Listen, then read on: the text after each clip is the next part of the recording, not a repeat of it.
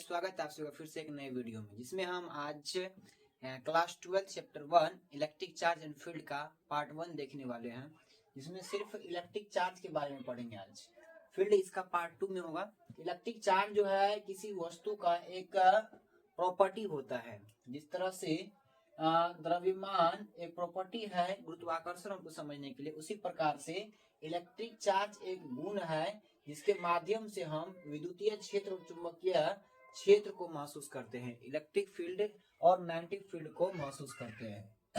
तो आवेश जो होता है, आवेश दो प्रकार का होता है, एक धन आवेश, दूसरा होता है ऋण आवेश। चार्ज दो प्रकार का, एक होता है धन आवेश, दूसरा होता है ऋण आवेश। चार्ज दो प्रकार का होता है, एक होता है धन आवेश, दूसरा होता है ऋण आवेश। अगर किसी वस्तु पर इलेक्ट्रॉन का कमी होता है, किसी वस्तु से इलेक्ट्रॉन निकलता है तो उस पर आता है धन आवेश। कोई वस्तु पर से अगर इलेक्ट्रॉन बाहर निकलता है, धन आवेश। अगर किसी वस्तु पर इलेक्ट्रॉन आता है, इलेक्ट्रॉन ग्रहण करता है कोई भी, तो उस पर आता है निगेटिव चार्ज। कोई वस्तु पर अगर इलेक्ट्रॉन अधिकता होती है, मतलब इलेक्ट्रॉन को अगर ग्रहण करता है तो निगेटिव चार्ज। अगर इलेक्ट्रॉन को त्यागता है या इलेक्ट्रॉन की कमी होती है तो उस पर आता है पॉजिटिव चार्ज। अब आवेश का जो होता है मात्रक वह कूलम होता है। आवेश का ऐसा ही मात्रक कूलम होता है। इंपॉर्टेंट है, ऑब्जेक्टिव पूछता है। आवेश का मात्रक क्या होता है? कूलम होता है। आवेश का मात्रक कूलम, जिसको सी से इंडिकेट किया जाता है। अब आवेश का विमा क्या होता है? एटी या आईटी, एटी या आईटी होता है, एटी या आईटी होता है। आवेश कैसी राशि है? तो आवेश एक अदिश राशि है, आवेश एक अदिश राशि है। अब आवेश बराबर फॉर्मूला क्या होता है? आवेश बराबर फॉर्मूला होता है Ne, Q बराबर Ne, Q बराबर Ne, Q बराबर Ne, Q बराबर Ne। जहां n का जो वैल्यू हो सकता है वह हो सकता है आपको 1, 2, 3, 4, 5 ऐसे। n का कभी वैल्यू बट्टे में नहीं हो सकता, जैसे 1/2, 4/3, 8/5 ऐसे। फ्रैक्शन में कभी भी नहीं होता है। आवेश का वैल्यू हमेशा पूर्ण संख्या या पूर्णांक संख्या के रूप में होता है। फिर आवेश का एक और चीज पूछ देता है, ये वाला फॉर्मूला। ये फॉर्मूला आता है, आपको क्लास 10 में पढ़े हैं। आवेश की प्रवाह की दर को विद्युत धारा कहते हैं। आवेश की प्रवाह की दर को विद्युत धारा कहते हैं। यहाँ से इस भाग में उसर गया गुना में, तो Q बराबर आ गया IT। ये भी ऑब्जेक्टिव में पूछ सकता है, ये भी ऑब्जेक्टिव में पूछ सकता है। Q बराबर IT। यहीं से आवेश यहाँ का इसका हो गया एम्पियर, इसका हो गया समय। I करंट का हो गया एम्पियर और समय का हो गया आपको सेकेंड। तो एम्पियर गुना सेकेंड बराबर क्या होता है? तो कूलम। एम्पियर गुना सेकेंड बराबर क्या होता है? कूलम। एम्पियर गुना सेकेंड बराबर क्या होता है? तो कूलम। आवेश के बारे में इतना पूछ सकता है ऑब्जेक्टिव में। क्या मात्रा कूलम होता है, एटी या आईटी। विमा होता है राशि, कौन सा? अदिश राशि। क्यू बराबर फॉर्मूला क्या होता है? Plus minus Ne। और एक और फॉर्मूला बन गया क्यू बराबर आईटी। यहीं से बना है कि एम्पियर गुना सेकेंड बराबर क्या होता है? तो कूलम। उसके बाद जो है चार्ज, दो प्रकार का जो चार्ज होता है, जिसमें माइनस माइनस अगर आपस में लाया जाए तो माइनस माइनस के बीच प्रतिकर्षण होता है, फिर प्लस माइनस के बीच आकर्षण होता है, प्लस प्लस के बीच प्रतिकर्षण होता है। अगर समान चार्ज हुआ तो प्रतिकर्षण, असमान चार्ज हुआ तो आकर्षण होता है। समान चार्ज में प्रतिकर्षण, असमान चार्ज में आकर्षण। उसके बाद है कूलॉम का नियम। कूलॉम का नियम क्या कहता है कि अगर दो गो चार्ज है, दोनों चार्ज को किसी दूरी पर रखा जाए, मान लीजिए यही दो चार्ज है, एक निगेटिव दूसरा भी निगेटिव अगर चार्ज है, तो इसके बीच वैद्युत बल कार्य करता है, एक वैद्युत बल कार्य करता है। इसी को ज्ञात करने के लिए कूलॉम ने एक नियम दिया, जिसे कूलॉम का नियम कहते हैं। अब कूलॉम का नियम क्या कहता है? कूलॉम का नियम ये कहता है कि F जो है, बल जो है, वह समानुपाती होता है ये दोनों आवेश के परिमाण का गुणनफल का, अर्थात F directly proportional to Q1 और Q2। कूलॉम कहते हैं कि F ये दोनों चार्ज के बीच, दोनों आवेशों के बीच लगने वाला जो बल होगा, इसके परिमाण के गुणनफल के बराबर समानुपाती होगा। इस आवेश के परिमाण के गुणनफल का समानुपाती होगा। फिर कहता है कि उनके बीच जो दूरी है, r, उसके वर्ग का व्युत्क्रमानुपाती होगा। क्या कह रहा है कूलॉम? कूलॉम कह रहे हैं कि आवेश जो होता है उसको अगर किसी भी एक दूरी r दूरी पर रखा जाए तो उसके बीच वैद्युत बल कार्य करता है। वही वैद्युत बल दोनों चार्ज के परिमाण के गुणनफल का समानुपाती होता है और उसके बीच के दूरी के वर्ग का व्युत्क्रमानुपाती होता है। इसको माने अगर समीकरण 1, इसको माने अगर समीकरण 2, तो एफ दोनों समीकरण को सममित रूप से लिखने पर Q1 Q2 बटे में आर स्क्वायर हो जाएगा। अब आपको पता है कि जब भी प्रोपोर्शनलिटी कांस्टेंट हटता है तो एक नियतांक आता है, तो यहाँ से आएगा एफ बराबर के Q1 Q2 बटे में आर स्क्वायर। यही है कूलॉम का नियम, यही है कूलॉम का नियम। एफ बराबर के Q1 Q2 बटे में आर स्क्वायर, एफ बराबर के Q1 Q2 बटे आर स्क्वायर, एफ बराबर के Q1 Q2 बटे में आर स्क्वायर।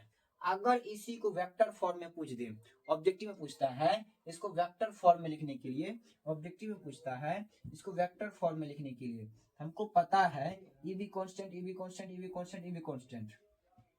इसको अगर वेक्टर फॉर्म में लिखना है तो यूनिट वेक्टर से गुना करना पड़ेगा, तो एफ वेक्टर इक्वल टू के Q1 Q2 बट्टे में आर स्क्वायर। हाँ, एगो इकाई सदिश आ जाएगा यहाँ पर, यूनिट वेक्टर यहाँ पर आ गया यूनिट वेक्टर। अब ये जो है ये डायरेक्शन बताएगा, बाकी ये पूरा का पूरा मैग्नीट्यूड है, ये पूरा का पूरा मैग्नीट्यूड, ये हो गया आपको डायरेक्शन, ये हो गया परिमाण, ये हो गया दिशा, परिमाण दिशा, परिमाण दिशा। यूनिट वेक्टर दिशा को बताता है। अब अगर ऐसे ऑप्शन ना दे तो थोड़ा सा और आपको कॉम्प्लिकेटेड बना सकता है, वह कर देगा क्या, हमको पता है आर कैप का फॉर्मूला होता है, आर कैप का फॉर्मूला होता है, आर कैप का फॉर्मूला आर वेक्टर बटे में आर, या इसी को लिखते थे अपना लोग आर वेक्टर बटे में आर वेक्टर का मॉड। अब इसको इसमें व्यक्त करें, पुट कर देगा, तो एफ वेक्टर बराबर आ जाएगा के Q1 Q2 बटे आर स्क्वायर, यहाँ पर हो जाएगा आर वेक्टर बटे में आर का मॉड या आर, सिंपल। उसके बाद इससे इसमें गुना कर देगा, इससे इसमें गुना कर देगा, वो हो जाएगा आपको, वो हो जाएगा आपको एफ वेक्टर बराबर के Q1 Q2 बट्टे में आर क्यूब, इधर हो जाएगा आर वेक्टर। ये इसका वेक्टर फॉर्म, ऐसे भी दे सकता है, या नहीं तो ऐसे, या नहीं तो ऐसे दे सकता है, ऐसे या तो ऐसे दे सकता है। कूलॉम का नियम इन वेक्टर फॉर्म आपको कहेगा, अगर 5 नंबर में कूलॉम के नियम को लिखे तो सत्यापन करे, तो बढ़िया से डायग्राम बनाना है, दोनों समीकरण लिखना है, ऐसे करके चलते हुए जाना है और इसको लिखना है और वहां पर दर्शाना है, माना करना की ओर कर दीजिएगा बढ़िया से थोड़ा सा। उसके बाद आपको सिद्ध करके यहाँ तक ला करके छोड़ देना है। उसके बाद आवेश जो होता है एक क्वांटीकरण है, आवेश क्वांटाइजेशन है, आवेश एक क्वांटाइज्ड क्वांटिटी है, अर्थात आवेश बराबर Q बराबर NE, आवेश बराबर, आवेश जो होता है वह क्वांटाइज्ड क्वांटिटी है, तो अर्थात इसका क्या मतलब हुआ, तो आवेश हमेशा NE के रूप में होगा, मतलब ई के टर्म्स में गुणांक में होगा, मतलब n के गुणांक में ई होगा हमेशा, हमेशा ई जो है ई का मान होता है 1.6 इंटू 10⁻⁻19 कूलम, इसके n टाइम्स होगा, मतलब 1 गुना 2 गुना 3 गुना 4 गुना 5 गुना 6 गुना ऐसे होगा, न कि ऐसे 1/2 गुना 4/6 गुना या फ्रैक्शन में। हमेशा क्वांटीकरण का मतलब हो गया कि हमेशा जो होगा 1 2 3 4 5 6 ऐसे के रूप में होगा, कभी 1.5 सवा पौने ऐसे के रूप में नहीं होगा, 1/3 4/5 ऐसे करके फ्रैक्शन में कभी नहीं होगा। हमेशा जब भी होगा तो 1 2 3 4 के रूप में होगा। यही बात यहाँ भी लिखे हम कि हमेशा n जो होगा 1 2 3 4 5 6 ऐसे चलेगा, ऐसे फ्रैक्शन में नहीं चलेगा। इसी कहते आवेश का क्वांटीकरण, इसी कहते आवेश का क्वांटीकरण। फिर आवेश जो है संरक्षी राशि है, आवेश जो है संरक्षी राशि है, मतलब आवेश को न तो आप निर्माण कर सकते हैं और न ही आवेश को डिस्ट्रॉय कर सकते हैं, न तो आवेश को बनाया जा सकता है न तो आवेश को खत्म किया जा सकता है। आवेश को केवल एक वस्तु से दूसरे वस्तु में स्थानांतरित किया जा सकता है, आवेश को केवल और केवल एक वस्तु से दूसरे वस्तु में स्थानांतरित किया जा सकता है या एक रूप से दूसरे रूप में परिवर्तित किया जा सकता है। इसी का मतलब हुआ आवेश एक संरक्षी राशि है। 2 नंबर में ये पूछ सकता है, 2 नंबर में ये पूछ सकता है। तो क्वांटीकरण में सिंपल लिखेंगे आवेश के क्वांटीकरण में कि आवेश हमेशा इस रूप का होता है जहां n बराबर, ये लिखेंगे 1 2 3 4 5 6 7 9 ऐसे चलेगा, फिर n बराबर नहीं ये रूप का होता है, ठीक ना। फिर संरक्षी में होगा तो लिखेंगे आवेश को न तो उत्पन्न किया जा सकता है न तो विनाश किया जा सकता है, इसे केवल एक वस्तु से दूसरे वस्तु में स्थानांतरित किया जा सकता है या एक रूप से दूसरे रूप में परिवर्तित किया जा सकता है।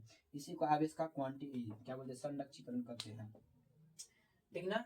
इतना पॉइंट इसमें दिया गया। उसके बाद आपको देख लेना क्या, एप्सिलॉन नॉट का वैल्यू, एप्सिलॉन नॉट का वैल्यू के जो है कांस्टेंट वाला में प्रावैद्युतांक नहीं है, प्रावैद्युतांक, तो उसका फॉर्मूला लिखना है एफ बटे एफ एम। यहाँ पर कहीं कहीं एफ ए भी लिखा, तो देख लीजिएगा एफ बटे एफ एम, एफ बटे एफ एम। एफ हो गया आपको निर्वात या हवा में कितना ज्यादा फोर्स लग रहा है, ये हो गया कोई अदर माध्यम में कितना ज्यादा फोर्स लग रहा है। फिर के का एक मान होता है, के का मान होता है 1/4 pi epsilon not, 1/4 pi epsilon not, 1/4 pi epsilon not. फिर एप्सिलॉन नॉट का वैल्यू होता है 8 × 8.5, 8 × 8.5 इंटू 10⁻12 कूलम स्क्वायर बटे न्यूटन मीटर स्क्वायर। यही याद रखना है आपको, मात्रक याद रखना है, मात्रक में ही कंफ्यूजन होगा।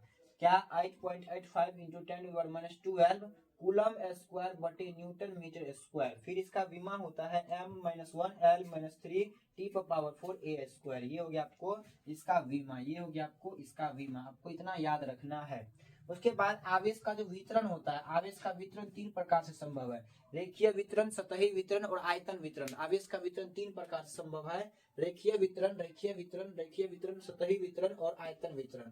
3 प्रकार से संभव है, लिनियर चार्ज डिस्ट्रीब्यूशन या density, surface charge distribution, density, volume charge distribution और डेंसिटी।